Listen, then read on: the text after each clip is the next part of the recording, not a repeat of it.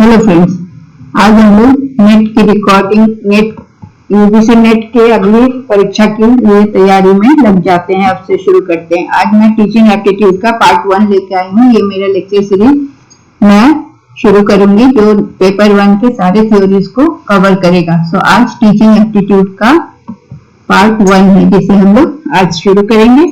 पहले teaching aptitude खत्म करके फिर कम्युनिकेशन, फिर आईसीटी, फिर रिसर्च मेथोडोलॉजी एक करके हम लोग सब चैप्टर्स को कवर करेंगे। तो हम लोग शुरू करते हैं teaching aptitude. According to Clark, all those organized activities that may result in modifying the behavior of learner is known as teaching. So teaching, what is teaching? जो कि ऐसी एक्टिविटी जो ऑर्गेनाइज्ड होती है, किसी एक फॉर्मल सेंटर पे होती है, तो वो लर्नर के बिहेवियर को चेंज करती है, मॉडिफाई करती है, परिष्कृत करती है, तो उसे हम टीचिंग कहते हैं। And other word is aptitude. We have seen teaching aptitude.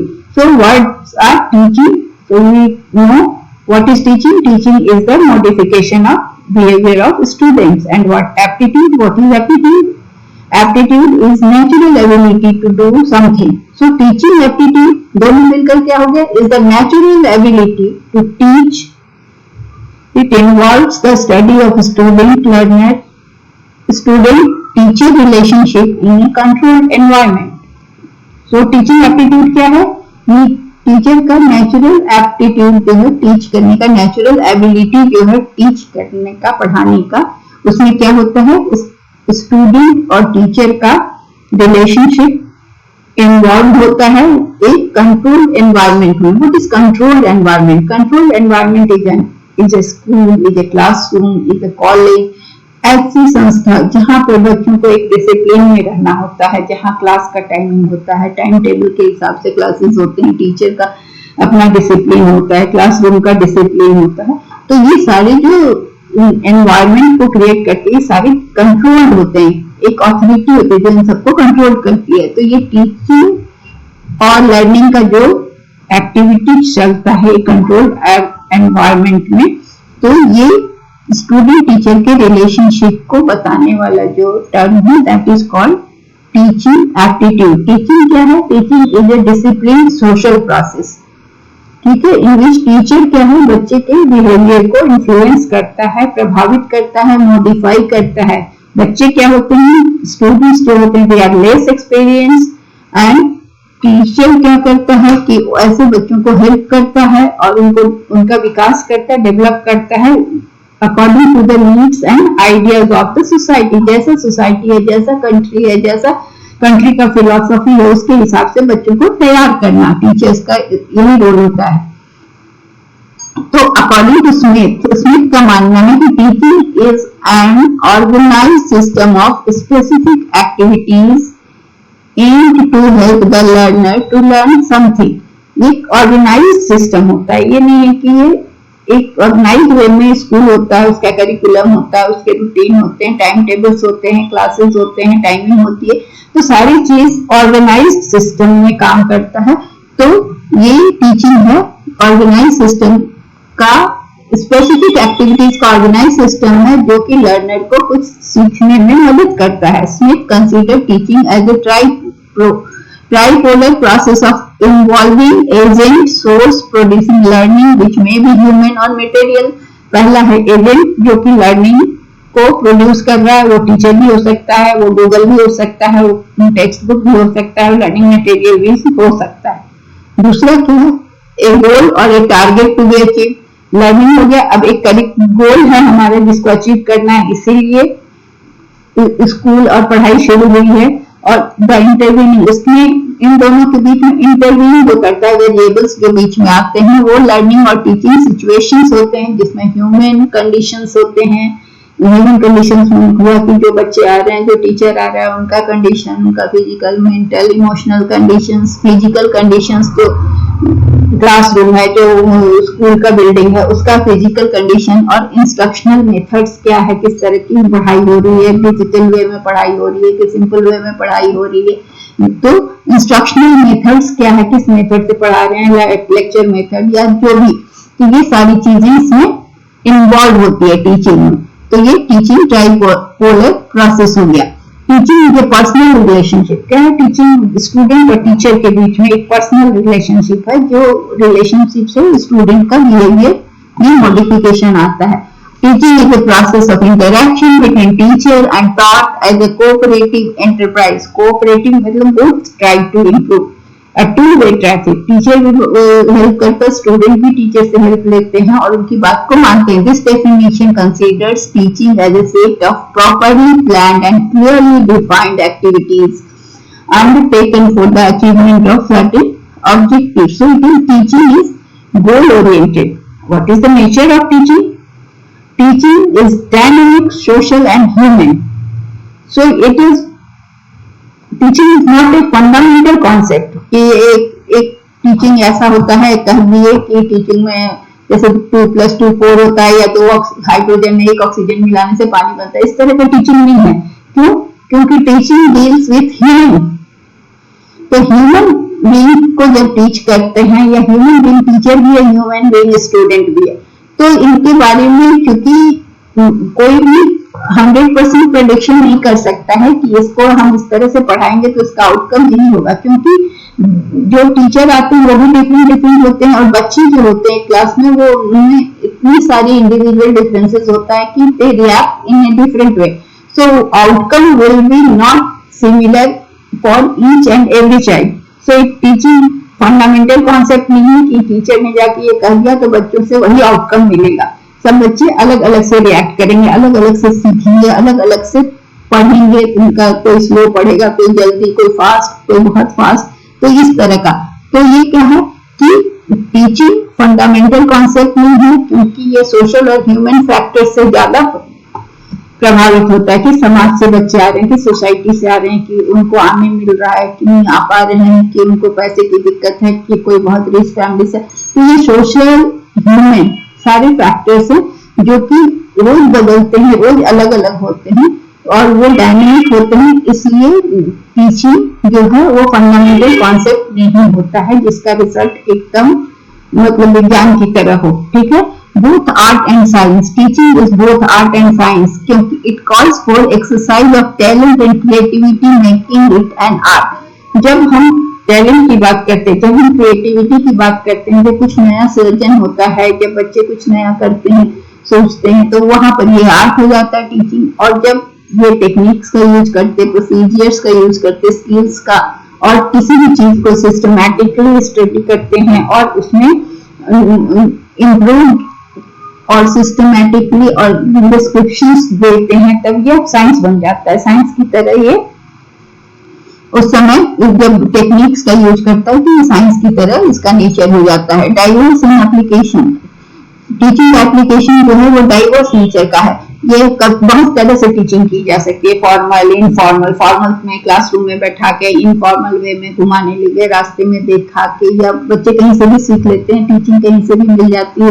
फिर डायरेक्शनल, किसी एक डायरेक्शन में ले जाने के लिए इंस्ट्रक्शनल, फिर इंस्ट्रक्शन देकर भी टीचिंग कराई जाती है या वर्कशॉप कराया जाता है। फिर फॉर्मेशनल, फिर ट्रेनिंग दिया जाता है बच्चों को, कंडीशनिंग की जाती है, किसी चीज की लर्निंग कराई जाती है तो कंडीशनिंग, क्लासिकल कंडीशनिंग के हिसाब से, या कंडीशनिंग करा के, इंडोक्ट्रिनेशन करके, डॉक्ट्रिन्स बता के, टॉक करके, शो करके, डेमोन्स्ट्रेट करके, प्रैक्टिकल करा के, खुद करके, फिर उपचारात्मक रेमेडियल टीचिंग, जो नहीं कर पा रहे उनको रेमेडी। तो टीचिंग बहुत तरह से, इन सारे तरीकों से टीचिंग किया जा सकता है। इसलिए टीचिंग का एप्लीकेशन जो है वो बहुत सारा है, बहुत तरीके से होता है। टीचिंग का एम क्या है? तो टीचिंग का सबसे पहला एम है कि स्टूडेंट्स का एकेडमिक परफॉर्मेंस को इम्प्रूव करना, क्योंकि स्कूल में बच्चे जा रहे हैं तो एक एक क्लास करके वो पास करते जाएंगे, तो उनका एकेडमिक परफॉर्मेंस को अच्छा करना, ताकि वो आगे चलकर एक अच्छी जॉब में जा सकें, एक अच्छा नागरिक बन सकें।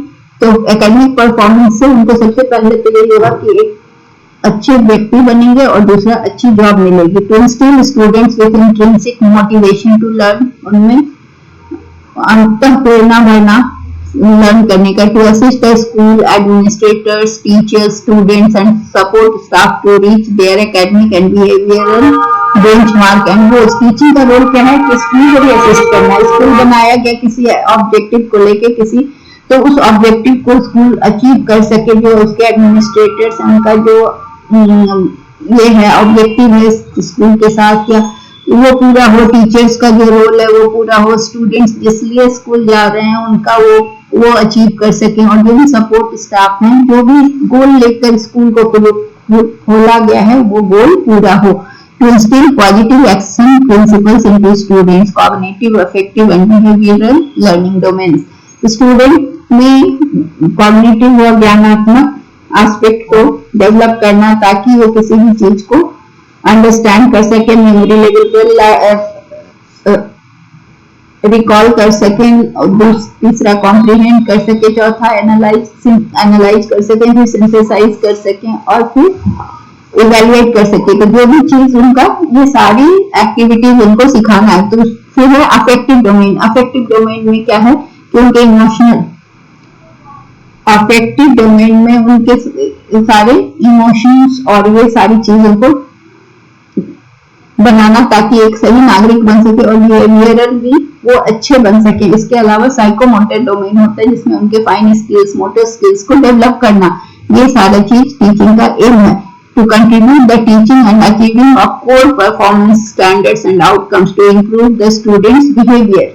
सबसे अच्छा बिहेवियर करना, एक अच्छा नागरिक बनना, एक वैल्यू के साथ ग्रोथ करना, ये सारी चीजें टीचिंग का एम है। उसके बाद स्टूडेंट का characters banana, to develop well-rounded students, physically, mentally, intellectually, socially, emotionally, all-round development, एक अच्छा व्यक्ति बनाना, एक सही इंसान बनाना। to develop thinking skill, चिंतन की शक्ति, और 6 units of framework for thinking, 6 unit जो है framework for thinking, वो क्या है? वो framework एक particular set of rules, वो ऐसा रूल्स है जो या आइडियाज है और या बिलीव्स है जो हम लोग यूज करते हैं जब कभी कोई प्रॉब्लम आता है, तो उसको डील करने के लिए जब हम यूज करते हैं आइडियाज या बिलीव्स या थॉट को, उसको हम कहते हैं framework for thinking. To promote good mind और मेंटल हेल्थ ऑफ स्टूडेंट। अब टीचिंग का मेन एस्पेक्ट है टीचर, स्टूडेंट एंड एजुकेशन। उसको कहीं कहीं करिकुलम भी लिखा है। तो ये 3 ही मेन एस्पेक्ट हैं। इन्हीं तीनों के इर्द गिर्द टीचिंग घूमता है। Nature and characteristic of teaching. पहला है टीचिंग का नेचर क्या है और कैरेक्टरिस्टिक्स क्या है, उसको हम लोग देख लें कि गाइडेंस और ट्रेनिंग। गाइडेंस, स्टूडेंट्स को गाइडेंस देना है। Interaction between teacher and student. तीसरा है art of giving knowledge to students. Students को नॉलेज देना इफेक्टिव वे में, यहाँ पर इनइफेक्टिव वे होगा। फिर है ये एक सतत प्रक्रिया है, कंटिन्यूअस प्रोसेस है। Teacher should teach effectively when with his full confidence in the subject. Teaching should encourage students to learn more and more. अब टीचिंग का ऑब्जेक्टिव क्या है? Classification of general objective of teaching in terms of school subject matter is not sufficient to explain the ultimate ends of education. जो teaching school का, जो school में teaching हो रहा है, सिलेबस खत्म करना है, तो वो जो है सब्जेक्ट मैटर से रिलेटेड जो है वो जनरल ऑब्जेक्टिव है टीचिंग का, वो अल्टीमेट एंड नहीं है। एजुकेशन का ये गोल नहीं है कि स्कूल के सिलेबस को खत्म करना, बल्कि क्या है कि एक ऐसा, एजुकेशन का क्या एम है? एजुकेशन का एम है कि एक ऐसा व्यक्ति तैयार करना, एक वेल इंटीग्रेटेड पर्सन जो कि रिस्पॉन्सिबल हो, रिस्पॉन्सिबिलिटी लेने के लिए तैयार हो और सोसाइटी में एक्टिव रोल करे, ऐसा इंसान बनाना, ऐसे इंसान का विकास करना। With such purpose in mind, one may achieve more insight by choosing a psychological analysis of the objectives of attainment of intellectual abilities and social insights. मतलब इसमें क्या है कि आपको ज्ञान तो होना ही चाहिए, कॉग्निटिव डोमेन की बात हो रही है कि ज्ञान तो होना ही चाहिए, उसके साथ सोशल इंसाइट भी होना चाहिए। समाज, जिस समाज में आपको रहना है, जिसके साथ आपको बढ़ना है और जिसके साथ आप बड़े हुए हैं, उसकी समस्या, उसके बारे में सोचना, उसके रिक्वायरमेंट को पूरा करना। The learning of practical active skills जो भी है, साइकोमोटर लर्निंग, उसमें सारे स्किल्स होते हैं, राइटिंग, आर्ट मेकिंग, उसके बाद गेम्स, ड्रामा, ये सारी चीजें जो होती हैं, वो स्पोर्ट्स, ये सारे स्किल्स, डांसिंग में भी आ जाता है स्किल, साइकोमोटर बॉडी का मूवमेंट जहाँ रिलेटेड होता है, ये सारी चीजें प्रैक्टिकल एक्टिव स्किल्स। उसके अलावा इमोशंस का, एटीट्यूड्स का और वैल्यूज का, जिसको हम कहते हैं अफेक्टिव लर्निंग, इसमें इमोशंस को कैसे कंट्रोल करते हैं, कहाँ पर कैसे रिएक्ट करते हैं, एटीट्यूड्स को कैसे हैंडल करते हैं, मतलब पॉजिटिव एटीट्यूड्स कैसे बनाते हैं, वैल्यूज को कैसे इनकलकेट करते हैं, सारी चीजों को टीच करना या इस चीज को डेवलप करना ही टीचिंग का ऑब्जेक्टिव है। Cognitive growth begins at the level, जब बच्चे छोटे होते हैं तभी से ज्ञानात्मक पक्ष तो हो जाता है, पढ़ाई शुरू हो जाती है, नॉलेज आने लगता है और लैंग्वेज और नंबर का ज्ञान उनको हो जाता है। और उसके बाद फिर एजुकेशन का डोमेन बढ़ता चला जाता है, फिर वो हायर सेकेंडरी, फिर हायर लेवल पे जाते हैं। लेकिन इससे क्या है कि जैसे जैसे आगे बढ़ते हैं तो उन्हें केवल एक इंफॉर्मेशन का पुलिंदा नहीं बनाना है, रिजर्वायर नहीं बनाना है कि केवल उनके पास सूचनाएं या नॉलेज का खाली इंफॉर्मेशन खाली जमा है, ऐसा नहीं। With that acquisition goes on growing power. अब जैसे जैसे नॉलेज बढ़ता है, जैसे जैसे उनका लेवल आगे बढ़ता है, तो वो जनरलाइज करने लगते हैं, जो सीखते हैं उसको, फिर एब्स्ट्रैक्ट थिंकिंग भी उनके मन में वो कर पाते हैं और कुछ भी अनुमान लगा सकते हैं, कुछ बता सकते हैं, व्याख्या कर सकते हैं, कहीं पर सीखी हुई चीज को अप्लाई कर सकते हैं, कुछ नया क्रिएट कर सकते हैं। तो ये जो ज्ञानात्मक ट्रेनिंग है, वो थिंकर ऑब्जर्वर जो भी बच्चों को बनाता है, वो उससे क्या है कि aware of modes of thought and judgement making up human intellectual activity. उससे क्या है कि ये सारी चीजों के साथ साथ उनमें इस तरह का भी एक्टिविटी या उनको इस तरह का भी ऑब्जर्वर या अवेयर बनाना है, थिंकर बनाना है, ताकि वो किसी चीज के सही गलत को जजमेंट कर सके, जज कर सके और अपने ज्ञान का वृद्धि कर सके। In the final stage teacher aims at A thinker, critic, organiser and creator. तो टीचर का एम क्या होता है कि एक ऐसा सिटीजन तैयार करे, ऐसा स्टूडेंट को ऐसा बनाना चाहते हैं जो एक थिंकर हो, एक क्रिटिकल थिंकिंग वाला थिंकर हो, ऑर्गेनाइजर कुछ और क्रिएटर हो। In the development of psychomotor learning जो होता है, जिसमें स्किल्स का डेवलपमेंट होता है, हैंड मोटर और सेंस ऑर्गन्स का कोऑर्डिनेशन होता है। तो teacher is concerned with the promotion of coordinated skill, उसमें कोऑर्डिनेशन में स्किल और there creative use. Instruction begins with the act of hand writing. शुरू में कैसे होता है, ये साइकोमोटर का ट्रेनिंग शुरू होता है बच्चों को राइटिंग से सुधारने के लिए, उनको कर्सिव राइटिंग, पहले लाइन खींचने को कहा जाता है, फिर राउंड करो, फिर कर्सिव राइटिंग, ये सब चीजें से शुरू होता है। हैंड राइटिंग की प्रैक्टिस सबसे वो माइक्रो स्किल है हैंड राइटिंग, उसको सीखना होता है। उसके बाद फिर वो प्लास्टिक आर्ट करते हैं, फिर कलर्स से पेंट करते हैं, ड्राइंग बुक में कलर्स डालते हैं, तो उनको सिखाया जाता है फाइननेस कि कैसे कलर को आपको डालना है कि कलर लाइन से बाहर ना जाए। ये सारी चीज अर्लियर ईयर ऑफ स्कूलिंग में होता है। तो ये साइकोमोटर लर्निंग के तहत आता है। It includes painting, games, workshop, skills and practical science में प्रैक्टिकल्स करवाते हैं। It has high prestige value among the peoples themselves and wider community.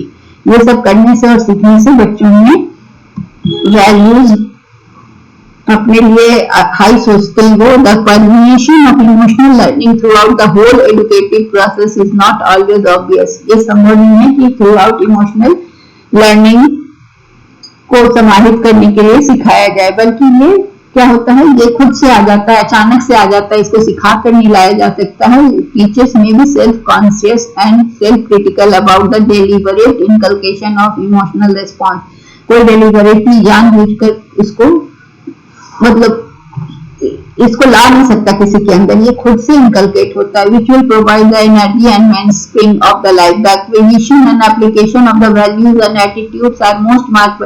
ये कब शुरू होता है, इसका एक एज होता है, एक टाइम पीरियड होता है। तो ये किशोरावस्था में, एडोलेसेंस जब के समय में, इस पीरियड में, टीनेजर्स में ये ज्यादा अपीयर भी होता है और बच्चों में ये दिखता है, वो इनकलकेट भी कर लेते हैं और ये डोमिनेट, और जो उस समय उनका वैल्यू सिस्टम बनता है ना, वो फिर थ्रू आउट द लाइफ वो डोमिनेट करता है।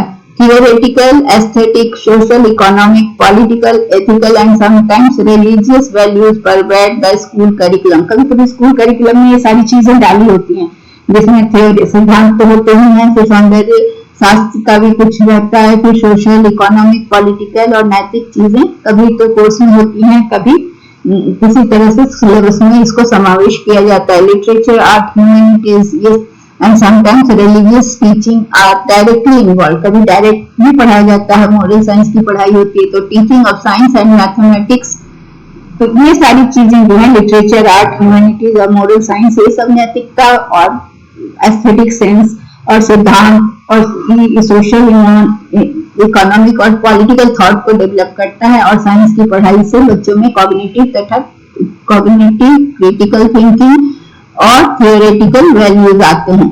टीचिंग का 3 लेवल है, मेमोरी लेवल, अंडरस्टैंडिंग लेवल और रिफ्लेक्टिव लेवल। अब हम ये करके सारे लेवल्स को देखेंगे। Memory level of teaching, it is the first level of teaching. Memory level जो छोटे बच्चों के साथ होता है, इसे थॉटलेस टीचिंग भी कहा जाता है, क्योंकि इसमें थिंकिंग का स्थान नहीं होता है। बच्चों को रटने की प्रवृत्ति पर बहुत जोर दिया जाता है, बच्चे रटते हैं। At the memory level focus is on rote memorisation, however this is usually used in lower classes में ये होता है।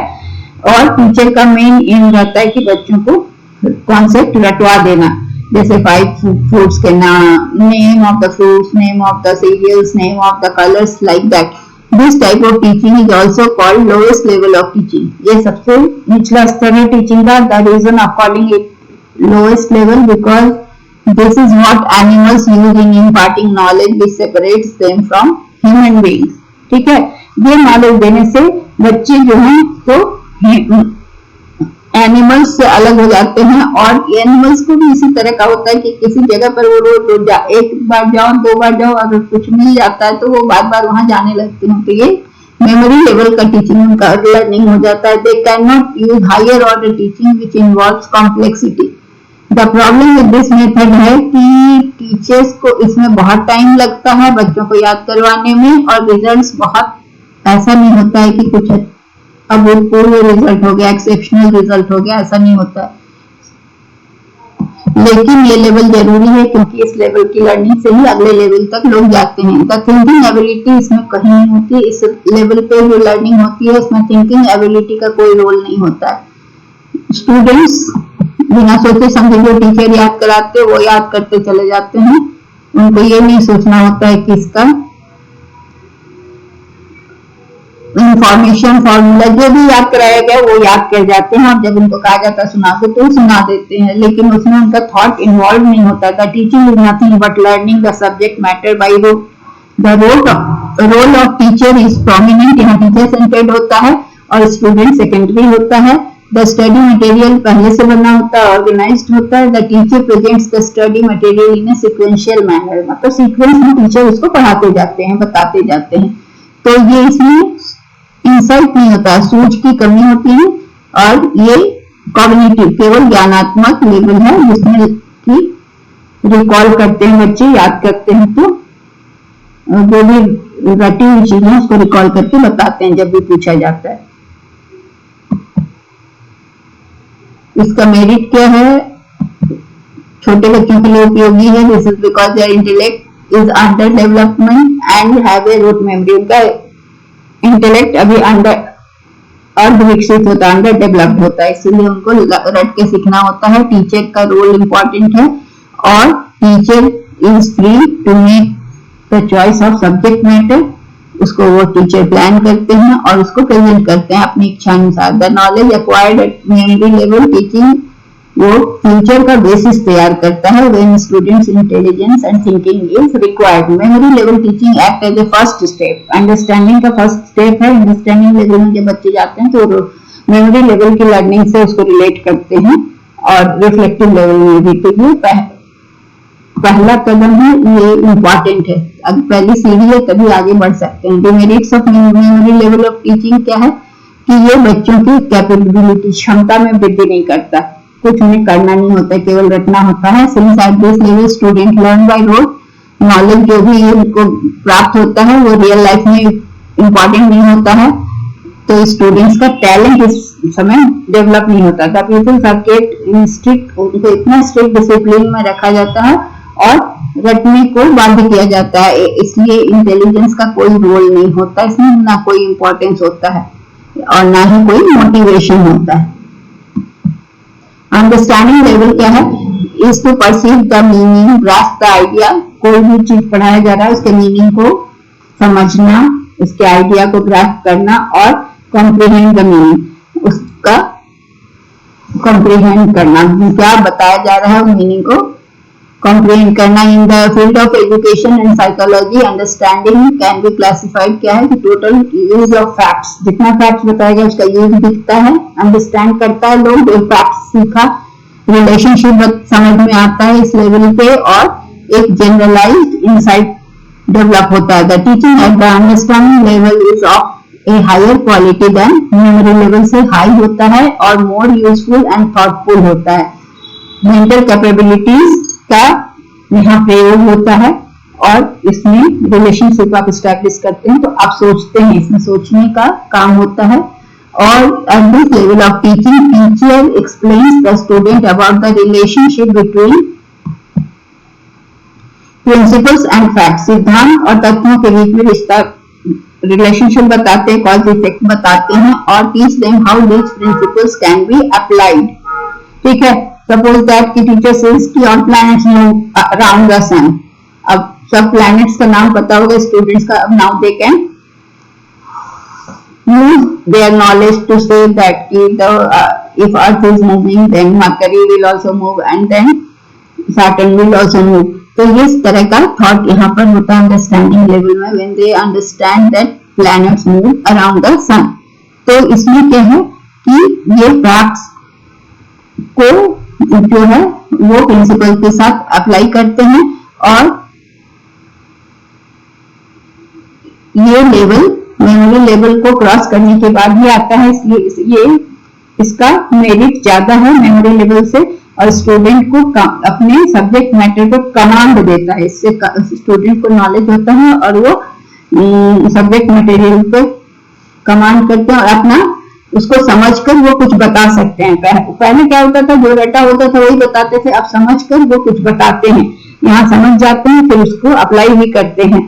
तो ये टीचर यहाँ भी एक्टिव होता है, टीचर का रोल एक्टिव है और स्टूडेंट यहाँ भी सेकेंडरी है, लेकिन क्रैमिंग यहाँ नहीं होती है और नया नॉलेज यहाँ पर जो आता है वो क्या है, अर्लियर नॉलेज से रिलेटेड होता है और उसके बाद जनरलाइजेशन भी वो इस लेवल में आके कर सकते हैं, नॉलेज का जो भी वो अर्लियर नॉलेज प्राप्त किए होते हैं उसको जनरलाइज करते हैं कि जो on the basis of facts and facts are used in new situation। अब वो क्या है कि वो फैक्ट्स का यूज करके वो जान सकते हैं, समझ सकते हैं कि कौन सा, जैसे उनको सिखाया गया कि सीरियल्स का नाम, अब 5 सीरियल्स उनको सिखा दिया गया कि जो विंटर में होते हैं, जो समर में होते हैं, तो इस तरह से चीजों को वो अलग अलग सिचुएशन में समझ पाते हैं। The merits of understanding level of teaching. Teaching at this level is subject centered। जो सब्जेक्ट से कुछ नया नहीं सीखते, सब्जेक्ट से जुड़े हुए जो ज्ञान होता है वही मिलता है और टीचर और स्टूडेंट के बीच में इंटरेक्शन नहीं होता है, यहाँ भी स्टूडेंट डरे ही होते टीचर से। This type of teaching mastery is emphasised. यहाँ टीचर को नॉलेज में मास्टरी चाहिए होती है, इस तरह के लेवल को पढ़ाने के लिए सब्जेक्ट मैटर पे मास्टरी होती है तभी टीचर पढ़ा पाते हैं। रिफ्लेक्टिव लेवल में क्या होता है कि ये सबसे हाईएस्ट फॉर्म है टीचिंग लर्निंग प्रोसेस का। यहाँ पर टीचिंग क्या है कि स्टूडेंट्स को कॉन्सेप्ट समझने, teaching does not stop making students understand the concept, it just gives fast understanding and mandate students to reflect on what is learned और अंडरस्टूड। यहाँ तक ही कॉन्सेप्ट समझ में आ गया। अब क्या है कि आप कॉन्सेप्ट समझे हैं तो अब इसको आप रिफ्लेक्ट कीजिए, क्या आपने सीखा, आप इसको कहाँ प्रयोग कर सकते हैं, आपने जो सीखा उसको कहाँ यूज कर सकते हैं, यूज करके दिखाइए। Reflective level of teaching is also called introspective level of teaching. इसमें क्या होता है, लर्नर उसमें बहुत अंदर तक सोचता है, कॉन्सेप्ट को अंडरस्टैंड करता है और उसके विविध आयामों को देखता है, डायमेंशंस को देखता है और उसमें फिर वो करता है, जिससे किसी भी क्वेश्चन को वो कई तरीकों से सॉल्व करने की कोशिश करता है। टीचर ने एक मेथड बता दिया, अंडरस्टैंडिंग लेवल में वो सीख गया। रिफ्लेक्टिव लेवल में क्या हुआ कि अगर एक मेथड से सिखाया गया तो वो कई मेथड से उस प्रॉब्लम को सॉल्व करने की कोशिश करता है। This is the level of teaching where the teacher inspires students to reflect. यहाँ पर टीचर इंस्पायरिंग हो जाता है और उस पर सोचने के लिए, जो भी सिखाया गया पढ़ाया गया उस पर सोचने के लिए बाध्य करता है, नए नए तरीके उनको खोजने के लिए बाध्य करता है या फिर उनको एनकरेज करता है। After teaching learner start questioning oneself. उसके बाद इसमें सीखने के बाद क्या होता है, बच्चे खुद से क्वेश्चन करते हैं और उसके नए नए आयाम को जानने की कोशिश करते हैं। तो यहाँ टीचर और लर्नर के बीच में इंटरेक्शन होता है, आपस में बातचीत होती है, क्वेश्चन आंसर होता है। इससे क्या होता है कि उनका लर्निंग का दायरा बढ़ता है। It is highly thoughtful and useful. Student can attain this level only after going through. दोनों लेवल को पार करके ही आता है। Teaching at the reflective level enables the student to solve the real problems of life. जो life में problem आ रहा है उसको अपने पढ़ाई से या उस सिद्धांतों से सॉल्व करने की कोशिश करता है। At this level student is made to face a real problematic situation. Problem solving, project method, inductive method, ये सारे मेथड्स को अप्लाई करता है और उसमें उन मेथड से अपने नया नया चीज को लाता है, नया कॉन्सेप्ट्स को लाता है, नया रीजनिंग से सब लेके आता है। At this level student is made by understanding the situation and using his critical abilities succeeds in solving a problem. उसमें उसको बहुत सारे सिचुएशन क्रिएट करके दिया जाता है कि इस ऐसे सिचुएशन में हाउ यू रिएक्ट और how you solve this situation. तो इस तरह की चीजें वो कर पाता है। This level emphasis is laid on identifying the problem, defining it and finding a solution. समस्या ढूंढना, उसके बाद उसको उसकी परिभाषा देना, उसको एक्सप्लेन करना और उसका सॉल्यूशन खोजना, ये सारी चीजें इस लेवल पे आके संभव हो जाती हैं। द स्टूडेंट्स का ओरिजिनल थिंकिंग और क्रिएटिव एबिलिटी डेवलप होता है। What is creative ability? To do something new. वो कुछ नया करता है, कुछ नई सोच लाता है, कुछ नए तरीके लाता है। The role of teacher in this level is democratic. Teacher सबको साथ लेकर चलता है और सबको इक्वल चांस मिलता है। तो he does not force knowledge on the students। क्या होता है कि वो स्टूडेंट्स पर अब थोपता नहीं है ज्ञान, बल्कि उनकी जो भी कैपेबिलिटीज है या जो भी टैलेंट्स है उसको वो डेवलप करता है, उस पर फोकस करता है teacher. The role of student is quite active.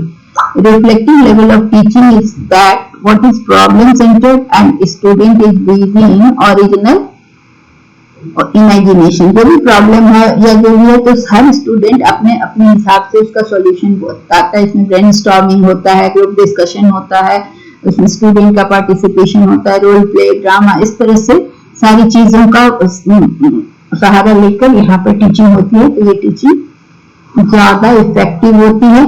और teaching is not teacher centred और नहीं तो सब्जेक्ट सेंटर्ड होता है, ये स्टूडेंट सेंटर्ड होता है। इसलिए स्टूडेंट इसमें खुद से सीखते हैं और खुद से इंटरेस्ट लेते हैं और पार्टिसिपेट करते हैं। There is an interaction between teacher and taught at the reflective level of teaching. At this level teaching is appropriate for higher classes. At this level teaching is highly thoughtful and useful than the teaching at the memory and understanding level. But demerit, it is not useful for lower level of teaching.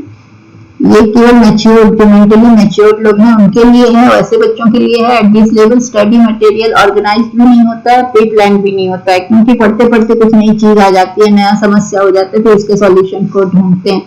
तो therefore students cannot acquire systematic and organized knowledge of their study courses. So that's all. And next में फिर हम लोग आगे बढ़ेंगे। आज इससे related कुछ MCQs हैं, उसको भी देख लेते हैं। Which of the following is also called introspective level of teaching? So it is reflective level, memory, understanding, and reflective, and none of the above. Which of the following is called lowest level of teaching? Memory, understanding, reflective, and introspective. So it is memory level. Next question. Which of the following is type of teaching and learning adopted by animals? So it is memory level. They only remember कि when where to go, where they will get food, they remember that only. So it is memory level. Which of the following teaching level is suitable for kids? Understanding, reflective, memory, and none of the above. So it is memory level. So that's all for today. In part 2 we will see the pages of teaching, skills of teaching, etc. So that's all for today. Thank you.